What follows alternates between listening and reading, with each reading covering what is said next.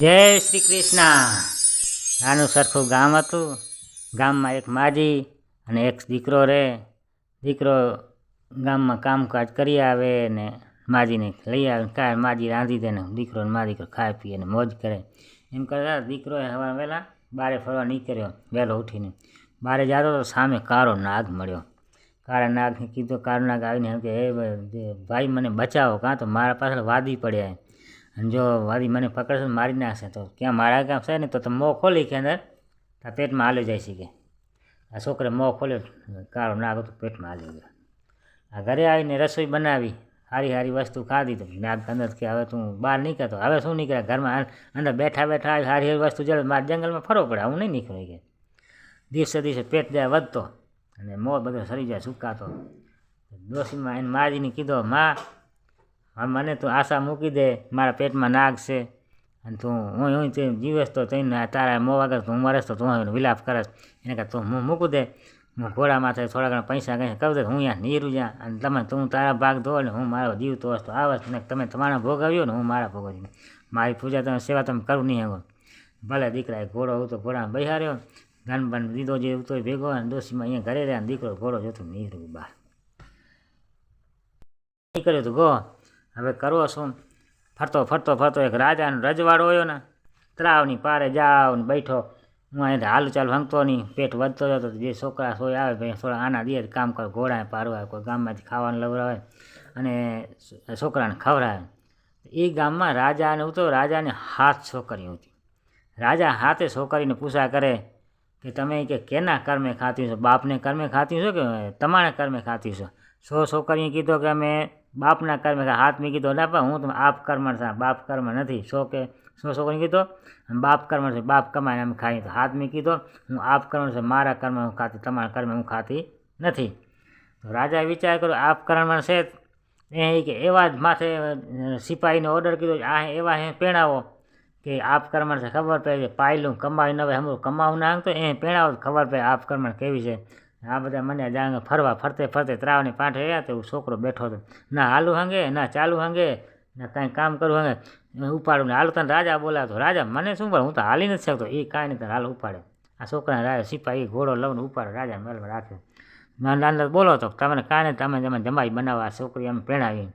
તો આને મને પેણાવીને શું કરશો? ના અમારા કે દીકરી કહે કે આપ કર્મણ છો, આપ કર્મણ જુઓ અમારે કેવો આપ કર્મણ છે કે, તો ભલે કાંઈ વાંધો નહીં, દીકરી એને એ ભાઈ વેરે એ જે છોકરો ગયો ડોશીમાં એ પેણાવી દઈને, હવે છોકરો તમારો આ અપંગ જેવો કાંઈ ન, તો હવે સિપાહીને કીધું જવા જંગલમાં એવા જગ્યાએ મૂકવા આવો, ના પાણી જાય ના પાંજા જાય ના તડકો ના કીને જાય, તડકો ભઠવે જાય મૂકી આવજો। સિપાહી રસ જોડ્યા, ઘોડો ઉતવાનો ઘોડો ભેગો દીનો જાય ત્યાં રવાના। સિપાહીને રાણીને છોકરો રાજકુમાર બનવો હતો ને, જમાઈ એટલે રાજ બનાવે, છોકરો ભલે હાલું નાખતો રથમાં થયા રવાના, ફરતા ફરતા ફરતા ઘણે દૂર ગાતે રાજા સિપાહીને દયા આવી, એને કે અમારે ગમેમાં મૂકો, એના કરતાં જો આ રાજાના પાણીનો ત્રાવ છે, પાણીનો આરો છે, હું મૂકી અમારે રાજા ભલે રાજાને કહેશું ભાઈ જંગલમાં મૂકવું, પાણી નથી એમ કીધું, આપણે ખોટો બોલશું, કોઈનું પાણી તો જળશે ને બીજું કાંઈ નહીં જળતું, ઠીક છે એ પણ બરાબર। એ વળલો તો વળલા નીચે પાણીનું વળલા નીચે ઉતારો નાખ્યો, છોકરી ઉતરી એને ઘરવાળાને ઉતાર્યો, બે બેઠા છોકરો જમાઈ બેઠો અને તમે કીધું તમે જાઓ આ પાણીમાં પાણી પીધો ને જે થોડો ઘણો સામગ્રી લવવા દે રાંધો ને ખાધો, ખાઈ રહ્યા, પાછી કઈ વસ્તુ મગાવો તો આલુ હંગે ઘરવાળો કે હાલાઈને એકલા મૂકે નહીં, ફરતા જે કોઈ માણસ વટાય કઈ વસ્તુ ખપે મગાવી લઈને પૈસા દે, માણસ પૈસાથી કામ કરતા ને આગળ આજે કરે, તો એને કીધો કાંઈ વાંધો નહીં, તે છોકરી આડે ફડકે હૂતી હશે ઝૂંપડો જેવો તો બહાર, અને આ છોકરો ખાઈ પીને બે હૂતા હતા, વડ હતો વડના થડમાંથી એક એરું બહાર નીકળ્યો, અને આ છોકરો હતો એના મોંમાંથી પણ એરું એક બહાર નીકળે, સાપ બે બહાર નીકળે, સામે સાપ વાતો કરે, વડમાંથી જે સાપ નહીં એ પોસા કરે, એ મૂર્ખના જામ, તો આ રાજા આ છોકરાએ જેને મોંમાં આશરો દીનો અને એનું તું ખાવને અંદર બેઠો છો, તો તું મૂર્ખનું જામ નહીં, તું આ કરોડોની મિલકત વડના થળ નીચે જવાનું બેઠો છે, તારે શું કામ નહીં છે? આ એ કે બાઈ એવી છે કે જો કારી જીરીને લઈ લઈને વાટીને તને પીરાય ને તું રહી રહીને ટકરા થઈને હમણાં તું બહાર નહીં જાય, તું રાજા છોકરો સારો થઈ જાય। આ બાઈ મને આવતી હુતી સાંભળતી હતી, તો તું એવો ન છો જો એક ધગ ધગ તો તેલ તારામાં રાત રેડે ને તું પણ હોનાનું થયું જાય આખું હોનું ધન લઈને હમણાં નીકળી જશે. છોકરી ત્યાં પડખો ફેરવ્યો તો સાપ એક હોના સરદારમાં લેજો ને બીજો મોંમાં લેજો. છોકરી જાગતી હતી આમ કહો શું વાતો આપણું ધણી સારો થઈ જશે. બીજાથી માણસ નિહાળ્યા તેને કીધું કે આટલી ભાઈ આ પૈસા આ તારા મજૂરી આટલી વસ્તુ ગામમાં લઈ આવી છે જે વસ્તુ મગાવી લઈ આવ્યો છે અને બીજાથી વાટી કાળી જીરીને મરીને જે ઉતો એ કરવું ને આ છોકરાને પાવ દીધું. હવે ઉકળતો તેલ કરું ને ઓને રાફડાના થાળમાં રેડ્યો તો એવું હોનાનું થવું આખો આને રેડ્યો તો આમાં પેટમાં રેડ્યો તો પેટમાં ટકરા ટકરા થવું ને જાડો થઈ તો આનામાંથી નીરો પેટ થવું હાફ સાફ શાંતિ થવું યાર નથી અવતારો તો નીકળી સાપ નીકળ્યો શાંત થઈ પછી ખાય પીએ તમે તો હાસો શરીર વધતો હોય સારો થઈ ગયો શરીર રાજા કુંવર જેવો થઈ ગયો છોકરો તો. અને હું પછી કે હવે આપણે શું કરશું ગામમાં મજૂર બોલાવ્યા વળને કાપી નાખીએ. ગામમાં મજૂર બોલાવ્યા મને વળને કાપું નાખ્યો જે થડ રહ્યો ને આવી ભલે આમ પોતે કરી નાખશો મિલકત હતી મિલકત જે ગામને ખબર પડી રાજાને કહી દે તો આ બે જણા બધા જતા રહ્યા ત્યાં પછી રાતે ખડા મને ખોદ્યા અને અંદર જે ધન હતો બધું કાઢી લીધો. બે જણા ખાડો ઉડ થાય હોનાનું સાફ થવું હોય બીજો જે ધન હતો ઘણું બધું આને ખાડ્યો ઘોડામાં ભર્યો ને ત્યાં રવાના હાલ રાજમાં રાજાનો મેલ હતો ને જે રાણીનું બાપનું એને સામે જાને બેઠા અને એને જમીન લીધી રાજવા નજાલોને અને એવો મેલ બનાવ્યો. રાજાનું મેલ નહોતો એથી હવાયો એને મેલ બનાવ્યો. શું કીધું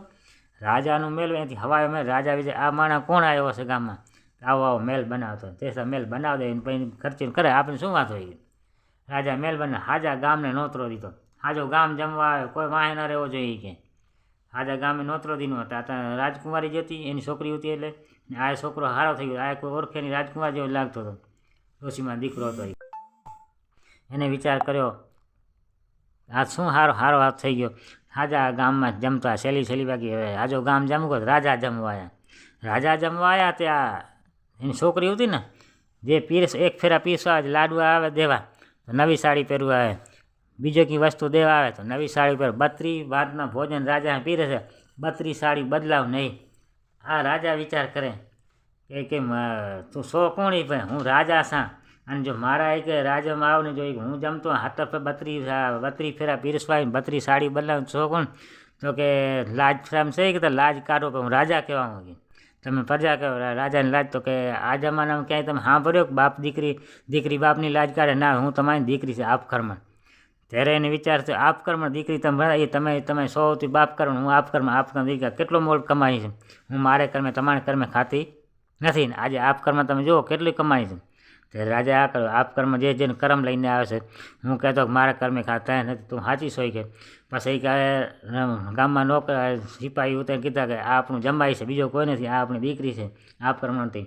અને બધે વાંચે રાખ્યા અને કોઈની આંખમાં જમાઈને આંખમાં આંસુડો ન પડવો જોઈએ જમાઈ દોખી ન થવા જોઈએ આપણી દીકરી દોખી ન થવા જોઈએ ખાતા પીતા મોજ કરે તો ભલે એમ કરતાં શીખ દીકરા એની માં યાદ આવી તે આંખડો ખાતો તે જમાઈ પ્રધાન જઈને રાજાને વાત કરી મહારાજા તો જમાઈ રોતા હતા અને બોલે શું થયો જમાઈ કેમ રોતા હતા કોઈ આંગળી ચીંધી તો આંગળી કપાઈ નાખવી કે વાળ કાંટો લાગ્યો તો વાળ બાળી નાખવી કે કીધો શું એ તો કે ના કાંઈ નથી કે મારી માં યાદ આવ્યા કે તો એમાં શું તમે મારે તેડા ના તેડાવી નથી હું આ જઈશ કે મારે તો આવે કે ના આવે છે કે નહીં આમ જાય તો આ વાત રથ મૂકવા જાય ગામને જ્યાં પહોંચાડે ડોશીમાને કહેવાય ડોશીમાં તમારો દીકરો આવે મારો દીકરો આવે એ પણ ઉતા પેટમાં હાફ ઉતો તો ભલો મળવું ગયો છે ઢેડા કરવાનું ગયો તો હવે આવે ના માં એક ડોશીમાં તમારો દીકરો છે ને આવતો મતલબ ગામવાળો ભેગા થયા વાંચતે ગાચતે દીકરા લવ્યા ડોશીમાં કીધો ડોશીમાં ઓહો દીકરા જોઈને ડોશીમાં કંઈ રાજી થયા.